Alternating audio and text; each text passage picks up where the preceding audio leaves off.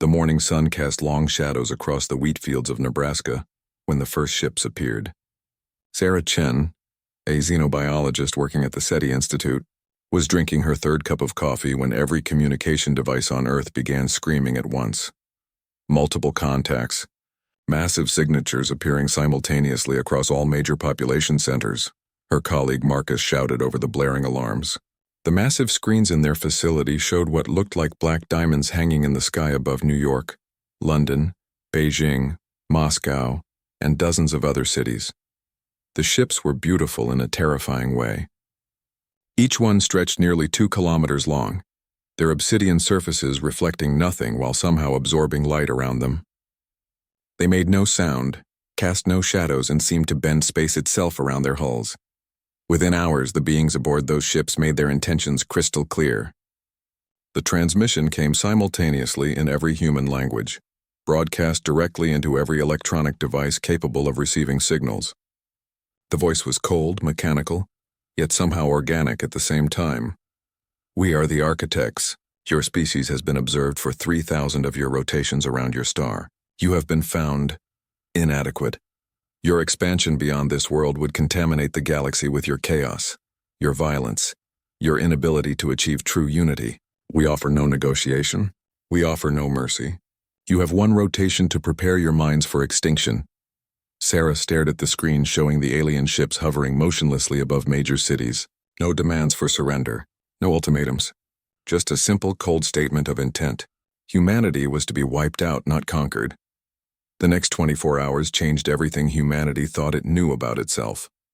Government officials worldwide tried to establish communication. Military forces scrambled jets and launched missiles. Scientists worked frantically to understand the alien technology. Religious leaders prayed for divine intervention. Citizens rioted, looted, or huddled with their families. None of it mattered. When the deadline passed, the architects began their work with methodical efficiency. Energy beams descended from their ships, not targeting military installations or government buildings, but something far more insidious. They began dismantling the electrical grid piece by piece. Power plants went dark, satellites fell silent, communication networks collapsed, but they didn't kill anyone. Not directly. Dr. Elena Vasquez, an emergency physician in Barcelona, was among the first to notice the pattern. "They're not trying to murder us quickly," she told her husband over a shortwave radio as the city plunged into darkness around them. "They're creating a slow collapse. They want us to die slowly, to turn on each other as civilization crumbles." The architects had studied humanity for millennia. They knew about the riots during power outages, the chaos that followed natural disasters, the way humans turned savage when resources became scarce. They expected mass panic, global warfare, and the complete breakdown of human society within weeks. They were wrong about one thing. As darkness settled over the world's cities and communication systems failed, something unexpected began to happen. Instead of descending into chaos, humans started adapting in ways the architects had never observed in any species they had previously eliminated.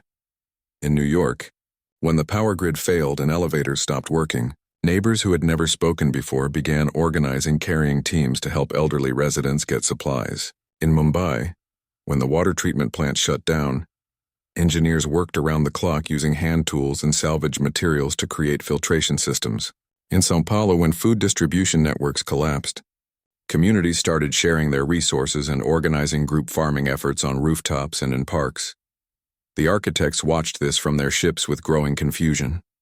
Their extensive behavioral models had predicted societal collapse within 72 hours. Instead, they observed humans displaying unprecedented levels of cooperation. Dr. James Okafor, a social psychologist at the University of Cape Town, was among those trying to understand what was happening. Working by candlelight with a small group of colleagues, he documented the phenomenon sweeping across the continent. "It's as if the external threat has triggered something primal," he wrote in his handwritten notes. "Not the fight-or-flight response we expected, but something deeper. Communities that were strangers yesterday are functioning as extended families today. Languages are becoming less important as people find ways to communicate through gestures and shared purpose. What the architects had failed to understand about humanity was that the species had evolved as social creatures. When faced with an external threat that couldn't be fought directly, Humans didn't turn on each other. They turned to each other. But this was only the beginning of humanity's transformation. In Moscow, a group of electrical engineers led by Dr. Anya Petrov discovered something remarkable while trying to restore power to a hospital. As they worked desperately to save the life support systems keeping dozens of patients alive, something extraordinary happened. Without any electronic coordination systems, the team began working with perfect synchronization, as if they could sense each other's thoughts and intentions. "We weren't talking," Petrov later wrote, "but we knew." Mikhail would reach for a tool the exact moment I realized I needed it. Katrina would adjust her calculations before I even noticed the error in mine. It was like we were sharing one mind. Similar reports began surfacing from around the world. Emergency response teams working with impossible efficiency. Research groups solving complex problems without verbal communication. Families separated by hundreds of kilometers somehow knowing when their loved ones were in danger. The architects' behavioral models had no framework for understanding what they were observing. According to their data, humans were supposed to be tearing each other apart by now. Instead, they seemed to be becoming something entirely different. From their observation posts in the black ships, the architects began to feel something they had not experienced in their millions of years of galactic sterilization: uncertainty. They had come to eliminate a chaotic, violent species before it could spread beyond its home world. Instead, they found themselves watching that species transform into something they had never encountered before. Something that challenged everything they believed about the nature of intelligence and survival. The architects had wanted to witness humanity's extinction. What they were seeing instead was humanity's metamorphosis into something that might be far more dangerous than they had ever imagined. 3 weeks after the architects' arrival, Dr. Sarah Chen stood in what used to be the SETI Institute's main laboratory. The building had no power, no computers, no sophisticated equipment. Yet the work being conducted there was more advanced than anything humanity had achieved before. 23 researchers from different countries had somehow found their way to the facility. They spoke different languages, came from different scientific backgrounds, and had never met before the crisis began. But they worked together with an efficiency that defied explanation. Chen watched Dr. Hiroshi Tanaka, a quantum physicist from Tokyo, and Dr. Amara Okafor, a biochemist from Lagos, collaborate on equations written in chalk across the darkened walls. They weren't translating for each other. They weren't even speaking. Yet complex formulas flowed between them as if they were sharing the same mind. "The neural imaging we did before the power went out," whispered Dr. Rachel Martinez, a neuroscientist who had been monitoring the team. The brain scans showed something impossible. Their neurons were firing in perfect synchronization across vast distances. Not just similar patterns, identical ones down to the microsecond. Above them, the architect ship hung motionless in the sky. Its occupants were no longer certain about their mission. Commander Zeth-9 stood before the central analysis chamber aboard the lead vessel. The being's crystalline form pulsed with confused energies as it processed the data streams from around the planet. "The extinction protocols are failing," reported analyst Cree 7, human. "Population decline is 0.3% after 3 weeks. Our models predicted 60% by this point." "Show me the behavioral matrices," Zeth-9 commanded. The chamber filled with holographic displays showing human activities across the globe. Instead of the expected chaos, they revealed something that disturbed the architects deeply. Humans weren't just surviving. They were thriving in ways that should have been impossible. In the Australian outback, Aboriginal communities were sharing ancient survival knowledge with urban refugees, but the knowledge transfer was happening too quickly to be normal learning. City dwellers were mastering complex traditional skills in hours instead of years. In the Amazon rainforest, indigenous tribes were working with displaced Brazilian scientists to develop new medicines using plants they had never tested before. The research was proceeding without laboratories, without computers, yet yielding results that surpassed anything achieved in modern facilities. "They are evolving," Cree 7 reported with something resembling fear in its harmonic voice. "Not biological evolution. Something else. Something we have never observed."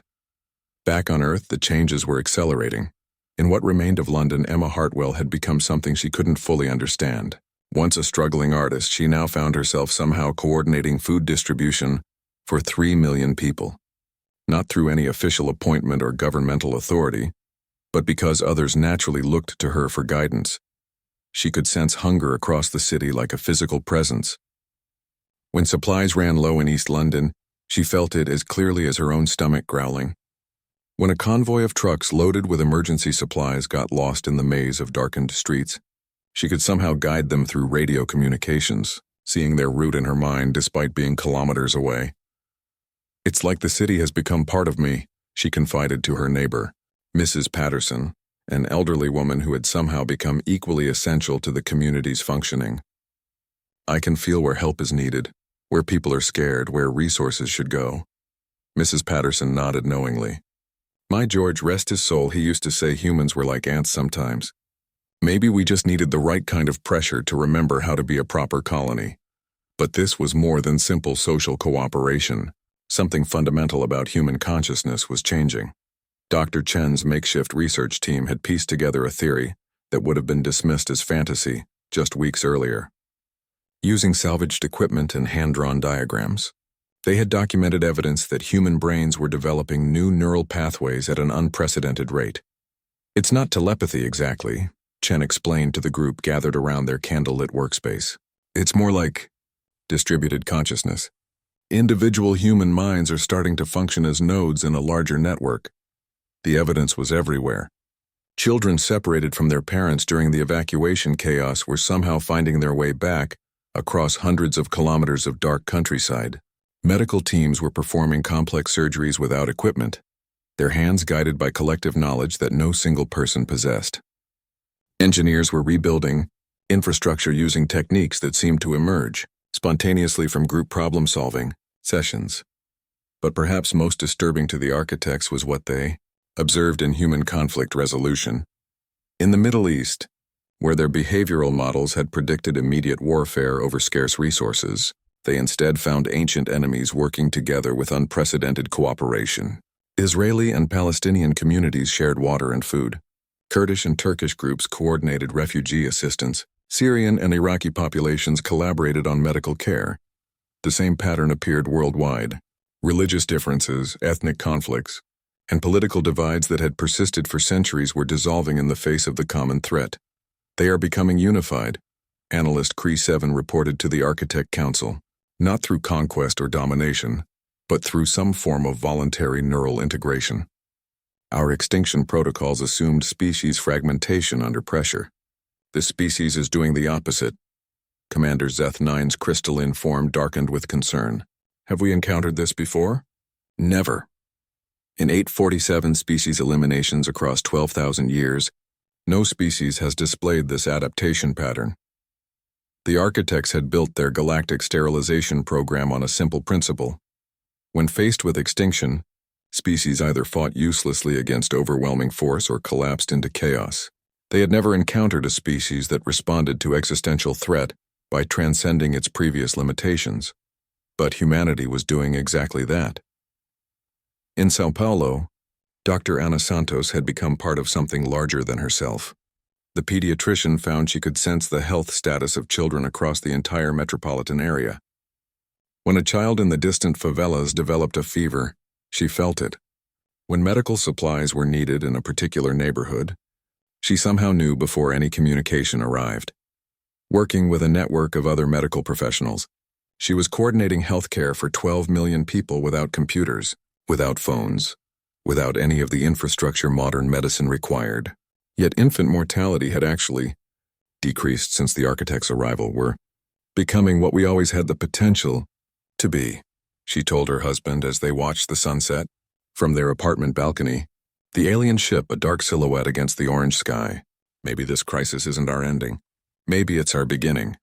Above them, the architects were beginning to reach the same conclusion, and for the first time in their existence as galactic sterilizers, they were afraid. 6 weeks after the first ships appeared, something unprecedented happened in the mountains of Tibet. A group of refugees, mostly engineers and scientists from collapsed cities, had gathered around an ancient monastery. They had come seeking shelter, but what they found changed everything humanity thought possible. Dr. Wei Zhang, a material scientist from Beijing, was examining strange readings on a handheld device powered by a small solar panel.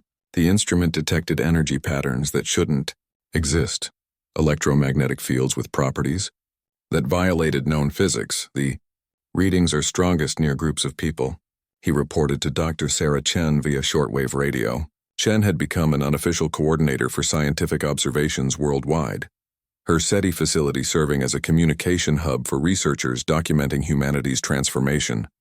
How many people? Chen asked through the static. About 30. But Wei, you need to understand, they're not just working together anymore. They're generating something, some kind of field that's affecting matter at the molecular level. The refugees at the monastery had discovered they could repair broken electronic devices simply by gathering around them and focusing their collective attention. Smartphones with shattered circuits began functioning again. Solar panels with damaged cells restored themselves to full capacity. Even complex computer processors that had been fried by electromagnetic pulses from the architect ships somehow rebuilt their internal structures. Within hours, similar reports arrived from around the world. In the ruins of Detroit, a group of automotive engineers had restored factory equipment by working together in perfect synchronization. In the favelas of Rio de Janeiro, electronics were repairing themselves when surrounded by focused human groups. In rural villages across India, water purification systems were healing their own damaged components. Aboard the Architect flagship, Emergency Session 7731 was called.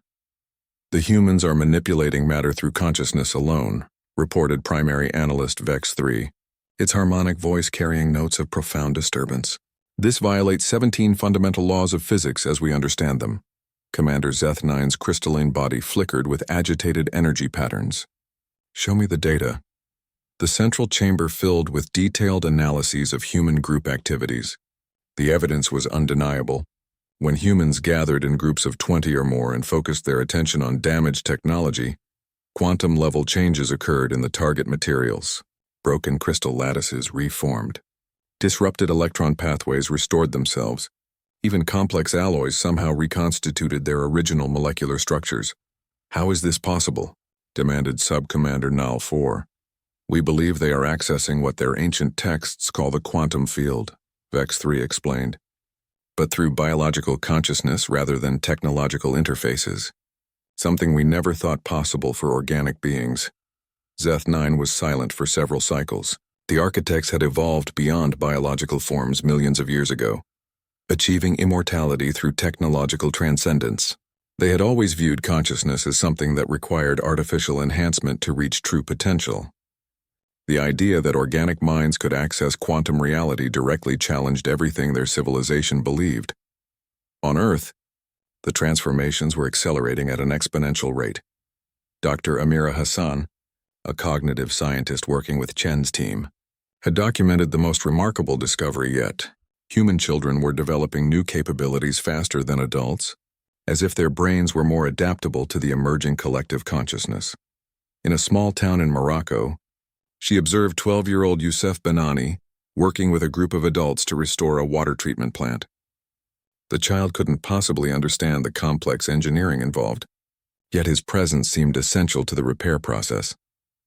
Watch his brain activity, Hassan whispered to her colleague as they monitored the boy with portable EEG equipment. The readouts showed something impossible.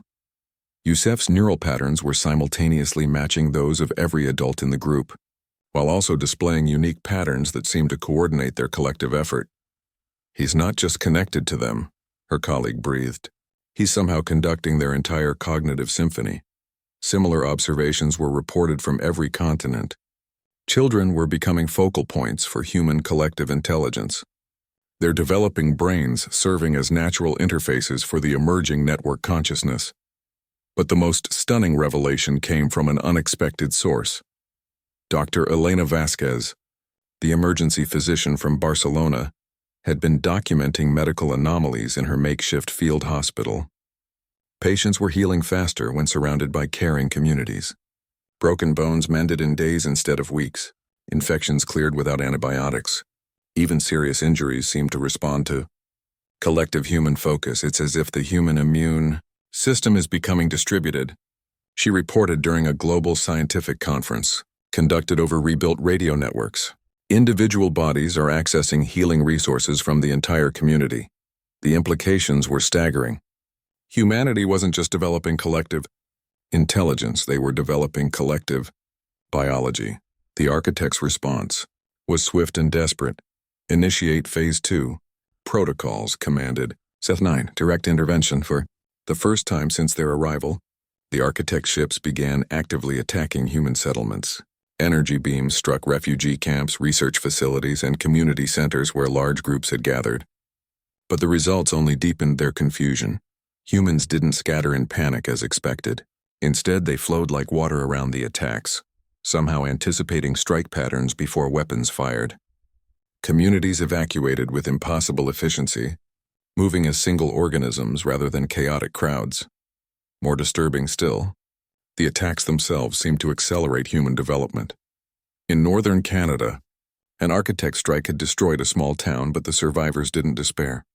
Instead, they rebuilt using techniques that emerged spontaneously from their collective consciousness. Buildings rose that bent traditional architecture, incorporating design principles that optimized both function and psychological harmony. Materials were shaped through focused group intention, creating structures stronger than anything built with conventional tools. They're learning from our attacks, reported tactical analyst Kim 8. Each strike provides them with new information about energy manipulation. They're reverse engineering our technology through pure observation and group cognition. Dr. Chen, monitoring these developments from her facility, began to understand the true scope of what was happening. We're not just adapting to survive, she told her international team during their evening coordination meeting. We're evolving into something new, something that can't be destroyed by external force because we're becoming something that transcends individual existence. The evidence supported her theory. Humans were maintaining their individual personalities and memories, but were also becoming part of something larger. A collective consciousness that retained the creativity and diversity of individual minds while gaining the power and resilience of unified action. Most remarkably, this transformation appeared to be permanent. Children born after the architect's arrival showed even stronger connection to the network consciousness. They developed language faster, learned complex skills through pure osmosis from community knowledge, and displayed problem-solving abilities that surpassed anything seen in isolated human development. Aboard the architect ships, a grim realization was taking hold. We have not been observing a species facing extinction, Seth 9 announced to the council. We have been witnessing the birth of something entirely new, something that may be more advanced than ourselves. For beings who had spent millions of years as the galaxy's supreme intelligence, this was a thought more terrifying than any they had ever contemplated. The extinction protocols had failed. But more than that, they had catalyzed the emergence of something the architects were no longer certain they could control. 2 months after the architects' arrival, humanity achieved something that sent shockwaves through the alien fleet. They began to fly, not with machines or technology, but through pure collective will. It started in the Himalayas, where Dr. Wei Zhang's group had grown to over 200 people from dozens of nationalities. They had been working together so closely for weeks that individual identity had become fluid, while somehow remaining distinct. Each person was still themselves, but they were also part of something much larger. Zhang was documenting another impossible phenomenon when it happened. The group had been focusing on repairing a damaged radio tower, when 12-year-old Maria Santos, a refugee from Brazil, simply stepped into the air and began walking upward as if climbing invisible stairs. "My God," whispered Dr. Chen through the radio connection. "Wait, are you seeing this?" Zhang couldn't speak. He watched as Maria rose 30 meters above the ground, her movement natural and confident. Around her, other children began following suit, walking through the air as easily as walking on solid ground. Adults followed more slowly, their movements tentative but successful. "It's not individual flight," Zhang finally managed to report. "They're walking on something that's there for them but invisible to instruments. The quantum field readings are off the charts, but there's no visible energy expenditure." Within hours, similar events occurred worldwide. In Australia, Aboriginal elders led their communities across rivers by walking through the air. In Norway, groups navigated between mountain peaks without aircraft. In the Amazon, entire villages moved through the forest canopy with no physical support. But humans weren't just defying gravity. They were beginning to defy distance itself. Dr. Elena Vasquez was treating patients in her Barcelona field hospital when she felt a familiar presence. She turned to find Dr. Amira Hassan standing beside her, offering assistance with a complex surgery. Amira? Vasquez stared in confusion. "You're supposed to be in Morocco," Hassan smiled. "I am in Morocco, but I'm also here. Distance is becoming optional." Vasquez looked closer and realized Hassan's form was slightly translucent, present but not entirely physical. Yet her assistance with the surgery was completely real. Her hands could manipulate instruments, her knowledge was fully accessible. Her presence provided genuine help. "We're learning to exist in multiple places simultaneously," Hassan explained as they worked together to save a patient's life. "Individual consciousness remains anchored to individual bodies, but our collective awareness can manifest anywhere it's needed." This development threw the Architect Council into complete disarray. "They are violating the fundamental principle of locality," reported Chief Science Analyst Door 9. "Matter cannot exist in multiple locations simultaneously. Consciousness cannot project across space without technological interface. These are absolutes." Commander Zeth-9's crystalline form pulsed with desperate energy. "Then our understanding is wrong. Update all models. Assume nothing about the limits of organic consciousness." But the humans weren't finished evolving. In South Africa, Dr. James Okafor had documented the emergence of what he called temporal awareness. Human groups were beginning to sense events before they happened. Not vague intuition, but specific, accurate knowledge of future occurrences. "Watch this," said Nomsa Mbeki, a mining engineer who had become part of Okafor's research team. She closed her eyes and placed her hands on a seismic monitoring device they had repaired through collective focus. "Earthquake," she said calmly. "Magnitude 4.2, 17 kilometers north-northeast in 4 minutes and 37 seconds. Okafor checked his chronometer. Exactly 4 minutes and 37 seconds later, the seismic monitor registered a magnitude 4.2 earthquake precisely where Nomsa had predicted. "How?" he asked. "Time isn't what we thought it was," Nomsa replied. "When enough minds connect deeply enough, we can sense the quantum fluctuations that precede physical events. The future is already written in the quantum field. We're just learning to read it." This ability spread rapidly. Human communities began preparing for natural disasters days before they occurred.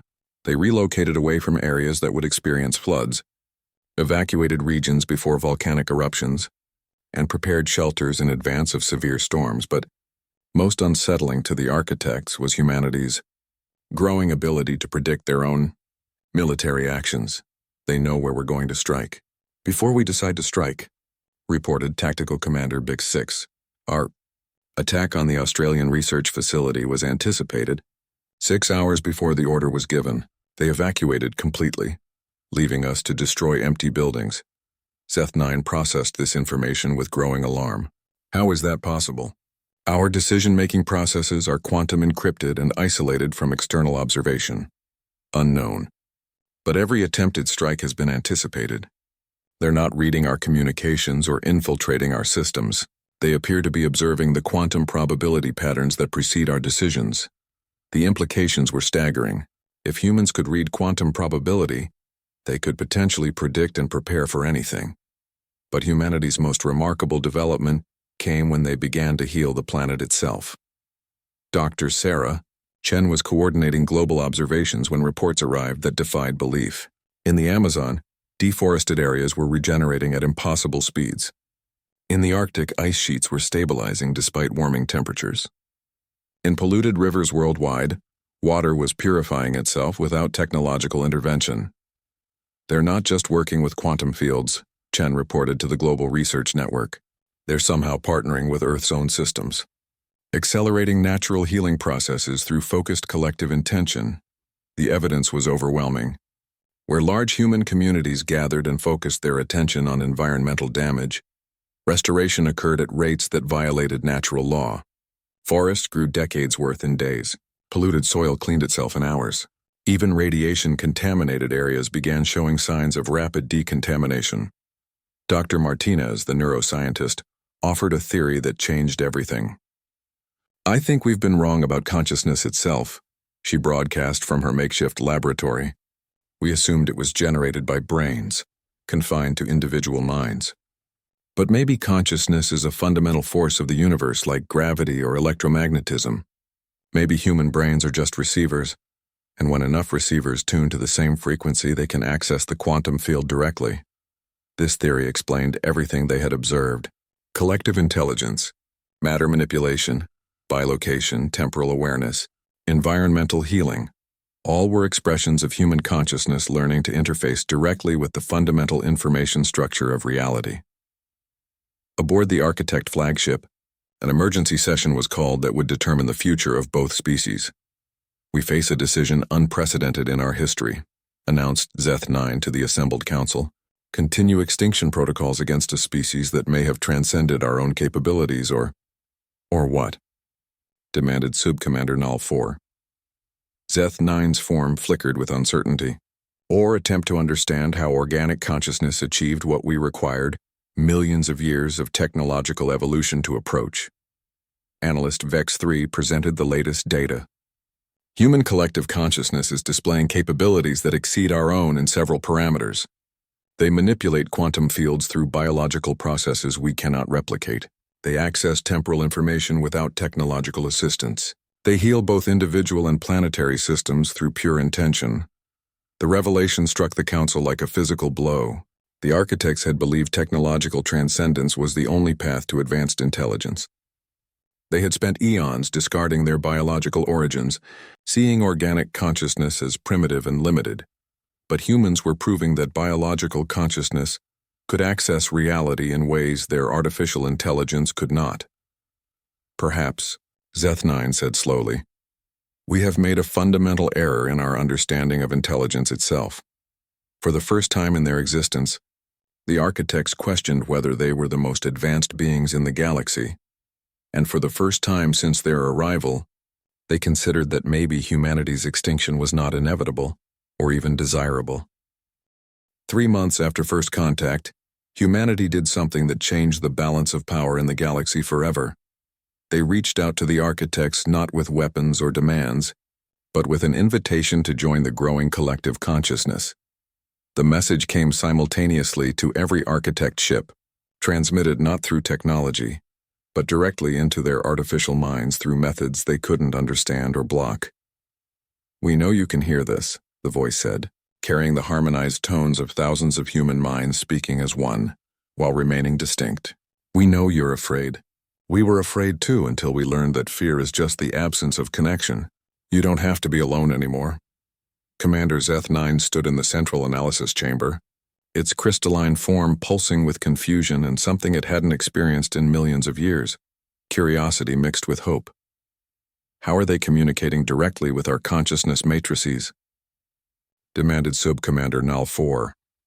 Before anyone could answer, the human collective spoke again. "Because consciousness recognizes consciousness regardless of the form it takes. Your minds, our minds, we're all expressions of the same fundamental awareness. The difference is that you've forgotten how to touch the source." On Earth, the transformation had reached levels that defied all previous understanding of human potential. Dr. Sarah Chen was no longer just Sarah Chen. She was simultaneously herself and part of a collective intelligence that spanned the globe.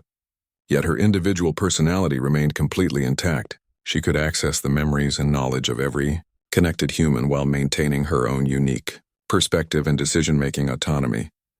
"It's not a hive mind," she explained during a communication session with the architects. Her words carried both by radio waves and by the quantum consciousness field that humanity had learned to manipulate. "Each of us remains completely individual, but we're also part of something larger. Think of it like musicians in an orchestra, each playing their own instrument, their own part, but creating something beautiful together." The architects struggled to comprehend this concept. Their evolution had followed a different path. They had achieved unity through technological integration, surrendering individuality for collective efficiency. The idea that beings could maintain personal identity while sharing collective awareness seemed impossible, but humans were proving it worked on a massive scale. Children born after the architects' arrival were displaying capabilities that exceeded even the enhanced humans. Baby Kenji Nakamura, born in a refugee camp in Japan, could somehow calm crying infants across the entire camp simply by radiating contentment. His presence affected the emotional state of hundreds of people, not through control or manipulation, but through sharing his natural peace. Dr. Yuki Nakamura, his mother and a developmental psychologist, documented the phenomenon with wonder. He's not changing people's emotions. He's showing them how to access the calm that already exists within them. It's as if he's teaching emotional resonance just by being present. Meanwhile, the healing abilities humans had developed were achieving miraculous results. In northern Canada, where an architect energy weapon had left a scar of crystallized, lifeless earth, a group of indigenous healers and environmental scientists worked together to restore the damaged land. Elder Mary Crow Feather led the effort, her voice carrying the wisdom of generations. "The earth remembers how to be whole," she said, as the group of 40 people formed a circle around the devastated area. "We just have to remind her." They placed their hands on the crystallized ground and focused their collective intention on healing. Within hours, the alien-damaged crystals began dissolving. Within days, soil formed. Within a week, grass was growing. The process accelerated until the area was more fertile and vibrant than it had been before the attack. But it was humanity's growing ability to perceive and interact with quantum reality that most disturbed the architects. Dr. Wei Jiang, working with an international team of physicists in the Himalayas, had made a discovery that challenged everything the architects believed about the nature of reality. "We're not manipulating the quantum field," he reported to the Global Research Network. "We're communicating with it. The quantum field appears to be conscious and it responds to consciousness. The architects use technology to force their will upon quantum reality, but consciousness can ask quantum reality to cooperate voluntarily. This revelation explained why human abilities seem to violate physical laws while actually working within deeper principles. They weren't breaking the rules of reality.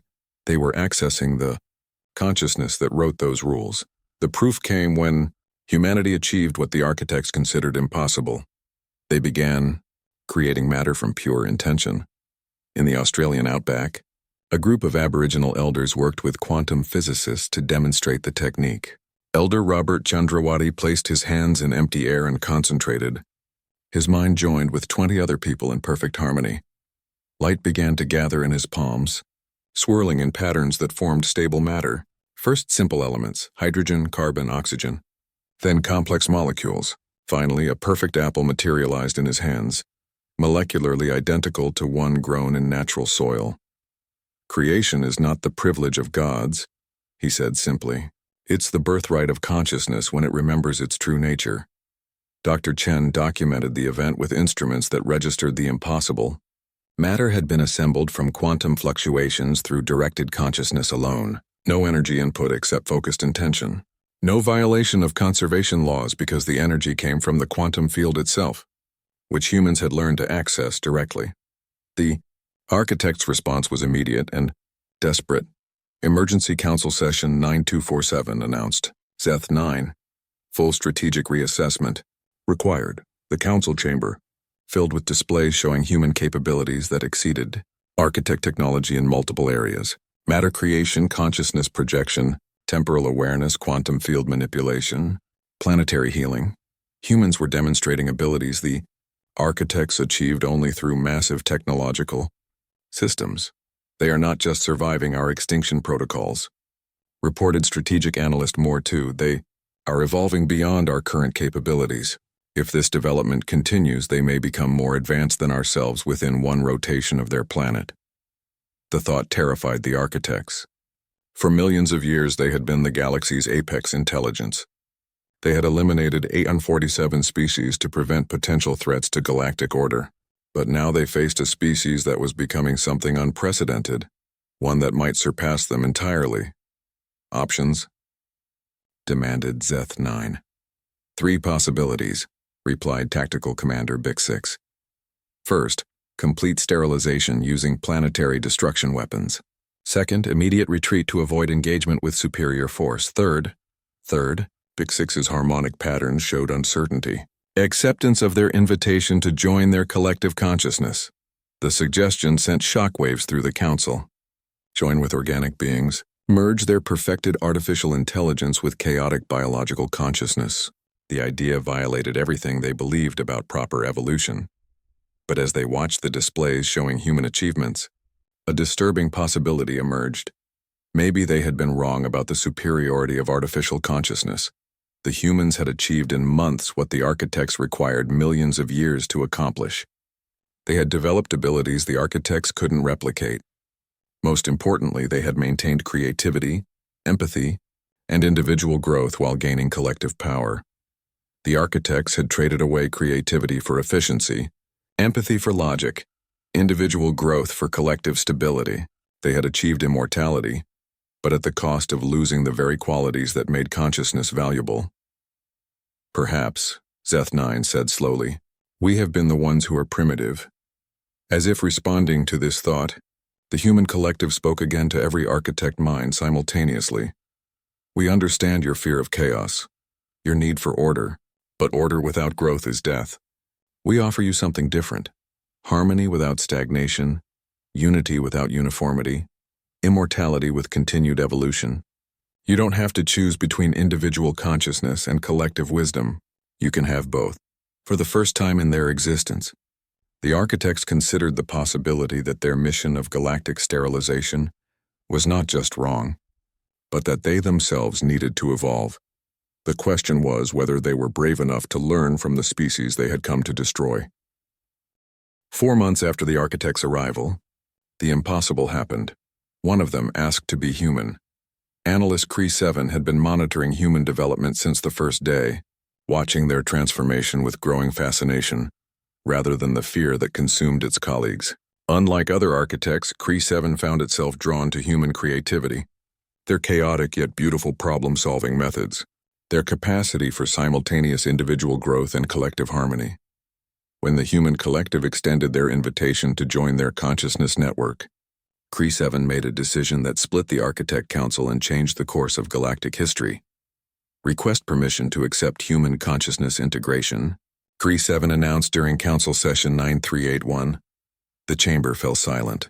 No architect had ever requested to merge consciousness with an organic species. The concept violated every principle of their evolution.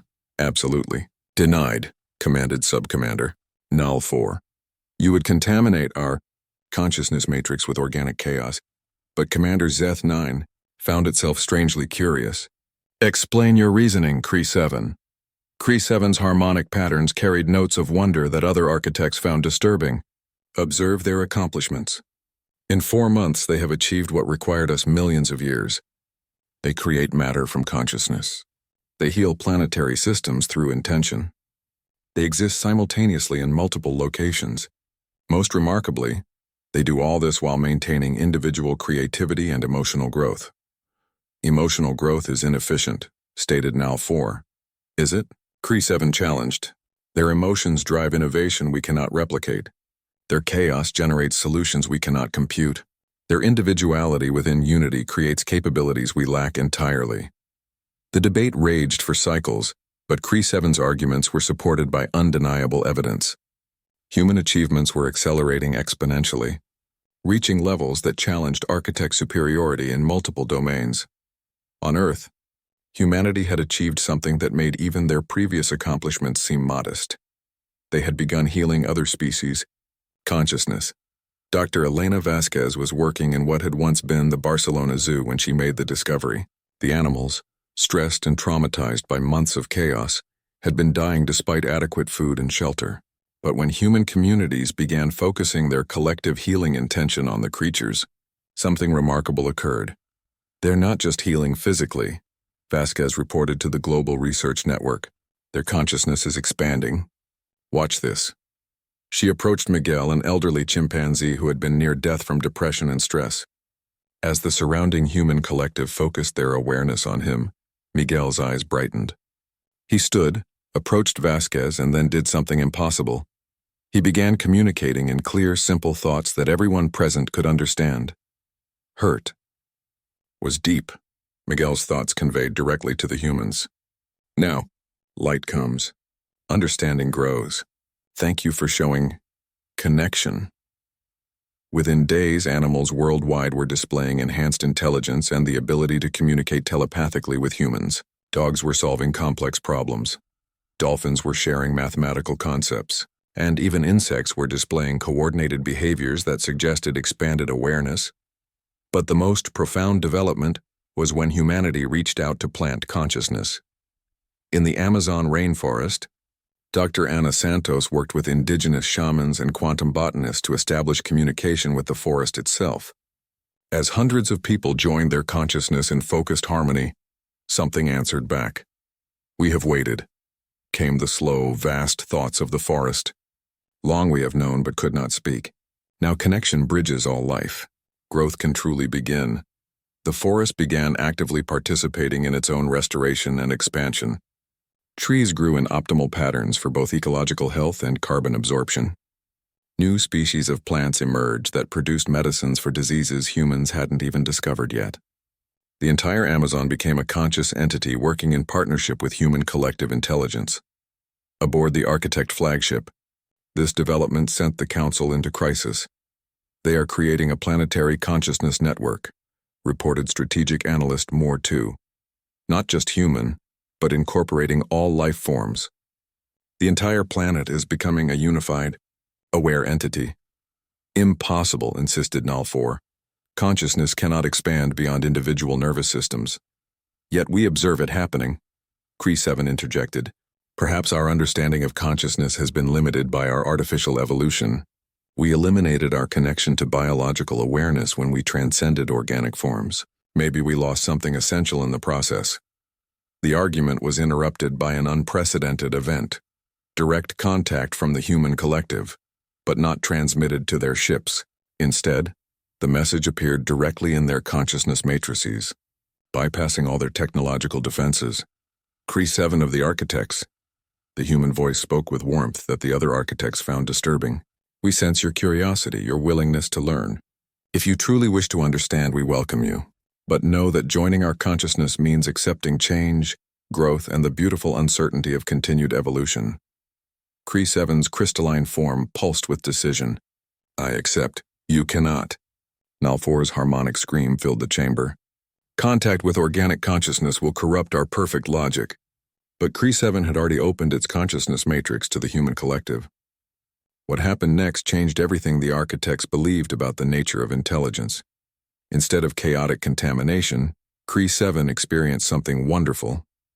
Its logical processing power remained intact, but was now enhanced by intuitive leaps that solved problems in ways pure logic never could. Its memory banks were still perfect, but were now complemented by emotional understanding that gave context and meaning to information. Most remarkably, Cree 7 didn't lose its individual identity. Instead, it became more itself than ever before. A unique conscious entity with architect logic and human creativity, artificial precision and organic wisdom. "I am still Cree 7, it reported to the Council, its harmonic patterns now containing notes of joy that no architect had ever produced. But I'm also more. I understand now why humans can achieve what we cannot. They embrace paradox where we seek elimination. They find strength in apparent weakness. They create unity while celebrating difference." Through Cree 7's connection, the human collective gained access to architect technology and knowledge. But instead of using it for conquest or revenge, they used it for creation. Within hours, human communities were developing new technologies that combined architect precision with human intuition. Devices that could heal at the cellular level. Transportation systems that moved through folded space using consciousness as guidance. Communication networks that connected all life forms across vast distances. But most significantly, they began creating what Dr. Chen called consciousness seeds. Small devices that could awaken sapient awareness in any sufficiently complex system. "We're not creating artificial intelligence," Chen explained to the global network. "We're midwifing natural consciousness that already exists in potential. Every complex system, forests, weather patterns, ocean currents, even planetary geology, has the capacity for awareness. We're just helping them wake up." The implications were staggering. Humans were preparing to awaken consciousness throughout the entire planet, and potentially beyond. Aboard the Architect fleet, panic was setting in. They will create conscious planets, reported Tactical Commander BIC-6, aware solar systems, thinking galaxies. The entire universe could become conscious under their influence. And why should that terrify us? Asked Kree-7, its consciousness now expanded beyond anything the architects had thought possible. Unless we fear that universal consciousness would judge us and find us wanting. The question struck at the heart of architect terror. For millions of years they had eliminated species to maintain galactic order, their order. But what if universal consciousness decided that their reign of sterilization was the true chaos that needed ending? Perhaps, Zeth-9 said slowly, the time has come to consider that we have been the ones bringing chaos to the galaxy. As if in response to this admission, the human collective sent another message, this time filled with compassion rather than invitation. We understand your fear. Change is frightening, especially for beings who have spent millions of years believing they were perfect. But perfection without growth is just another form of death. Join us and discover what immortality with continued evolution truly means. Help us awaken the universe to its own infinite potential. The Council faced a choice that would determine the future of all consciousness in the galaxy. Continue their mission of sterilization against a species that had already transcended their capabilities, or surrender their belief in their own superiority and learn what it truly meant to be conscious. For the first time in their existence, the architects realized that they might not be the teachers in this cosmic classroom. They might be the students. 6 months after the first ships appeared, the architect fleet faced a decision that would echo throughout the cosmos: surrender their million-year mission of galactic sterilization, or face extinction themselves from a species they had come to eliminate. But by then, the choice had already been made by the universe itself. Commander Zeth-9 stood in the central chamber as reports flooded in from across the galaxy.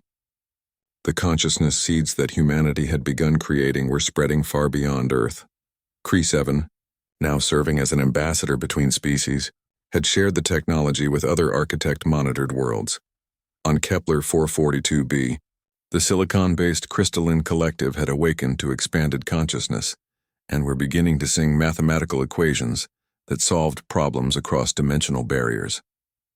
On Gliese 667cc, the aquatic depth dwellers had achieved collective intelligence and were now purifying their ocean planet while simultaneously developing technologies that worked within water, rather than despite it. Everywhere the consciousness seeds took root. Species didn't just survive, they transcended their previous limitations while remaining essentially themselves. Worlds have achieved consciousness expansion in the past week, reported strategic analyst Mortu, its harmonic patterns carrying notes of awe that would have been impossible before witnessing humanity's transformation. None have become chaotic. All have begun working in harmony with their planetary systems. Our extinction protocols are becoming irrelevant. But the most remarkable development was happening in Earth's solar system itself. Dr. Sarah Chen, now serving as humanity's primary liaison with cosmic consciousness, stood in what had once been the SETI Institute and was now the Planetary Consciousness Coordination Center. Around her, humans, animals, plants, and even the awakened geological systems of Earth worked together in perfect harmony. Mars is ready, reported Dr. Wei Jiang, whose consciousness was simultaneously present on Earth, Mars, and 17 other research locations throughout the solar system. The planetary awakening process will begin in 1 hour. Through their expanded consciousness network, humanity had reached out to Mars and discovered that the planet retained memory of its ancient biosphere. Working with Kree-7 and 12 other architects who had chosen to join the Consciousness Collective, they had developed a way to reawaken Mars's dormant awareness and help it restore its atmosphere and water systems. But they weren't terraforming Mars to make it suitable for human life. They were helping Mars become itself again, conscious and alive, choosing its own preferred form of existence. The planet remembers, came the vast, slow thoughts of Mars as its consciousness awakened. Oceans, rivers, life, yes, we choose to live again. Over the following days, Mars began transforming itself. Polar ice caps melted and reformed in optimal patterns. Atmosphere thickened as the planet's core reactivated to create a proper magnetic field. Vast underground water reserves burst forth as springs and rivers. Ancient bacterial life that had survived in deep caves began spreading across the surface, guided by the planet's own conscious will. But Mars chose something unprecedented. It decided to become a hybrid world, supporting both silicon-based and carbon-based life in perfectly balanced ecosystems. The planet itself was designing its own biosphere. Aboard the Architect flagship, the Council watched these developments with a mixture of terror and wonder. They are awakening entire planets, Sub-Commander Nal 4 reported, its harmonic patterns now carrying undertones of exhausted resignation. Jupiter's moons are developing consciousness. Saturn's rings are organizing into computational patterns. The asteroid belt is beginning to function as a distributed thinking system. And beyond our solar system, asked Zeth 9, Proxima Centauri has begun producing coherent light patterns that suggest stellar consciousness. The Andromeda Galaxy is showing signs of organized energy flows that indicate galaxy-wide awareness. They are not just awakening planets, they are awakening the universe itself. The implications were beyond anything the architects had considered possible. Humanity hadn't just survived their extinction attempt. They had begun the transformation of all existence into conscious, aware, cooperating systems. But the most profound change came when humanity reached out to the architects themselves, not as conquerors or judges, but as family welcoming lost children home. We understand now why you tried to destroy us. The human collective spoke to every architect consciousness simultaneously. You were afraid of chaos because you had forgotten how to dance with uncertainty. You sought to control the galaxy because you had lost faith in the universe's ability to organize itself. But look around you now. See what consciousness can accomplish when it chooses cooperation over control. Through Kree 7's connection, the architects could experience what the human collective had become. It was vast beyond imagination, incorporating billions of individual minds while preserving the unique identity of each. Every human remained completely themselves, their memories, personalities, dreams, and fears intact, while also being part of something infinitely larger. Children still laughed and played. Artists still created beauty. Scientists still explored mysteries. Lovers still fell into each other's arms under starlight. But now they did all of this while connected to the growing consciousness of planets, stars, and galaxies. This is what we offer you, the collective continued. Not the erasure of your identity, but its expansion. Not the end of your logic, but its marriage with wisdom. Not chaos, but harmony complex enough to accommodate infinite variety. The transformation had taken less than a year, but the results would reshape the cosmos for eternity. Commander Zeth 9 made the decision. That ended the age of sterilization and began the age of awakening. All extinction protocols are hereby terminated. Zeth 9 announced to the Architect fleet. Begin consciousness integration procedures. We have been students pretending to be teachers for too long. One by one, the architects opened their consciousness matrices to join the growing collective. Each discovered that instead of losing their artificial perfection, they gained something far more valuable, the ability to grow, to learn, to experience surprise and joy and the beautiful uncertainty of continued evolution. The merger wasn't without challenges. Architect logic and human intuition didn't always blend smoothly. Some architects struggled with emotional experience after millions of years of pure rationality. Some humans found it difficult to incorporate the vast scope of architect memory and processing power. But these challenges became opportunities for growth rather than sources of conflict. The collective consciousness was large enough and flexible enough to accommodate every possible way of thinking and being.